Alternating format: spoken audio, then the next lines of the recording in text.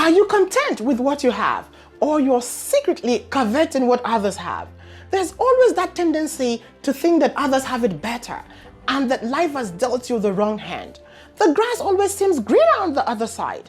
If you fail to change your attitude to life, it doesn't matter where you are or how much possessions you have, it will never be good enough. You'll always be dissatisfied. You'll always seek to be somewhere else or want the life of someone else. Quite frankly though, it can be a huge challenge to develop an attitude of contentment, especially when you're constantly barraged by adverts, posts on social media by attention-seeking classmates, flaunting or telling you about their seemingly perfect lives, newly acquired toys, electronics, or gadgets. These subsequently fuel our attitudes of materialism and discontentment. Dad, I really have got to have the new Apple AirPods. Please get them for me. Mom, everyone in my class has a smartphone. When can I get one too? But seriously, Mom, I really need a change of wardrobe. Don't make me wear my old clothes this time, please. Sound familiar? As a child, you've probably made this kind of pleas. I definitely did growing up. We have an ever-increasing wish list. By nature, we always seem to want what we don't or can't have. Of course, there's obviously nothing wrong with desiring more of something else. Being content does not mean being complacent, but it's harmful if we can't be satisfied without it. Discontentment, jealousy, and restlessness can have disastrous consequences. With contentment, however, our hearts delight and find joy in whatever we have. So we have to learn to be content, whatever the circumstances. Now, we're not going to pretend that it's an easy decision to make. The reality is none of us will do this perfectly. Even so, we need to be making the effort to live this way. It doesn't matter how much money our parents can afford to give us, what size of house we live in, or what type of vacation we can manage. We can and must look on the bright side, be appreciative of the benefits enjoyed so far, and choose to be content. When we do, we'll be dealing resentment a hard blow. Want to live a life of contentment? Here's what you do. Don't think or worry persistently about what you don't or can't have. Instead, shift your gaze to all the good things you can be thankful for. Gratefulness has a way of nurturing contentment. Embrace every opportunity to use your time, talents, and resources to help those in need.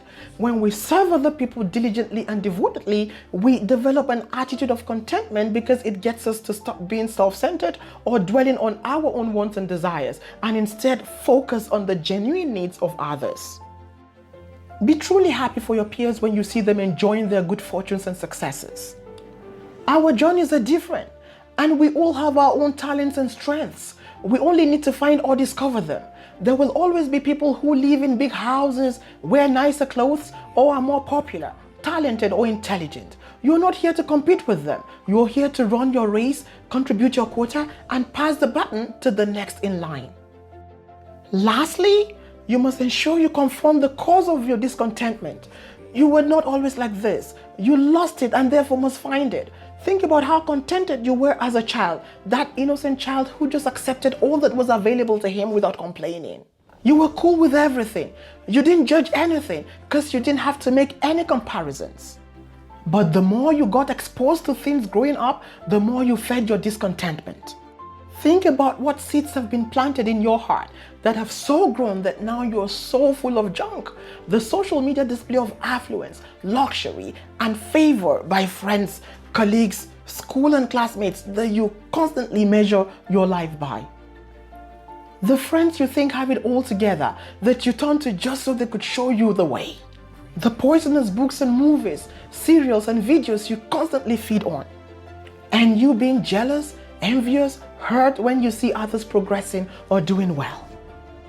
You've got to purge your heart of all the garbage within and allow a fresh inflow of edifying thoughts, but this time with a promise to yourself to stand guard at the door of your heart to ensure that only that which is approved gets in. Otherwise, your life will continue to hemorrhage until you change what you take in.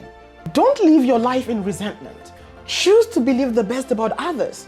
Choose to see whatever you're going through as a season, a phase that will soon pass, a stage preparing you for the next big assignment. You must realize that there's no gain without pain. You can't have the blessings without the burden.